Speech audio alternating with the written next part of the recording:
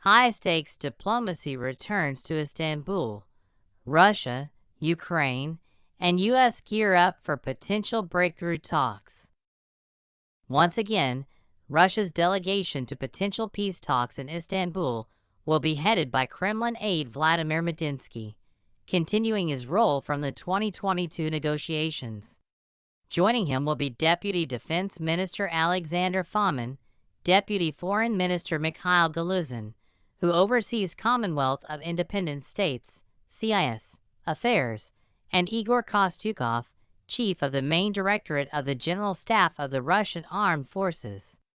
In 2022, the delegation included Deputy Foreign Minister Andrei Rudenko, who now focuses on a different region within the ministry. In addition to the core negotiators, Moscow is dispatching a team of expert advisors, including Alexander Zorin, First Deputy CIO of the Russian Armed Forces General Staff Yelena Podobryevskaya, Deputy Head of the Presidential Office for Humanitarian Policy Alexei Polishchuk, Director of the Foreign Ministry's Second CIS Department Viktor Shevtsov, Deputy Chief of the Defense Ministry's International Military Cooperation Directorate. U.S. to participate. Trump signals possible attendance. Officials from the United States are also expected to attend. Former President Donald Trump confirmed that Secretary of State Marco Rubio, Special Envoy Steve Witkoff, and Special Envoy for Ukraine Keith Kellogg would represent the U.S. at the talks. Remarkably, Trump did not rule out personally traveling to Istanbul if it could advance peace efforts. Putin's proposal for peace. Russian President Vladimir Putin publicly extended a renewed offer to resume direct negotiations with Ukraine in Istanbul, setting May 15 as the proposed date. Putin emphasized that Kiev had walked away from the negotiation table and reaffirmed that Russia remains committed to a diplomatic resolution without preconditions. He also acknowledged Turkey's efforts in facilitating previous talks. Kiev's conditional response.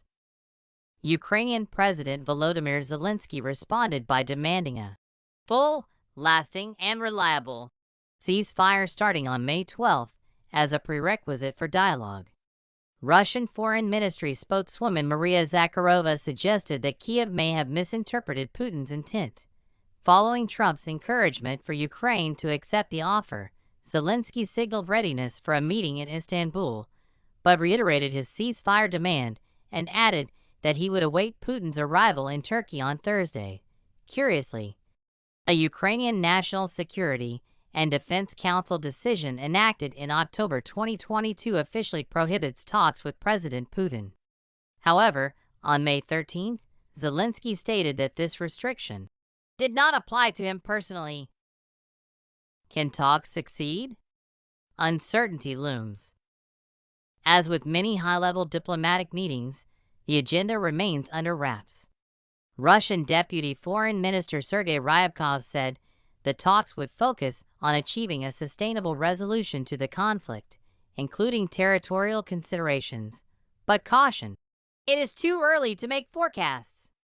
He added that progress would heavily depend on the stance of Kiev's Western backers. In contrast, European leaders reacted skeptically. New sanctions were announced, and French President Emmanuel Macron called Russia's initiative. 2022 Istanbul document resurfaces. According to Rodion Myroshnik, Russia's ambassador-at-large, the draft document negotiated in Istanbul in 2022 could serve as a foundation for resolving the conflict, with necessary updates to reflect the realities of the past 3 years.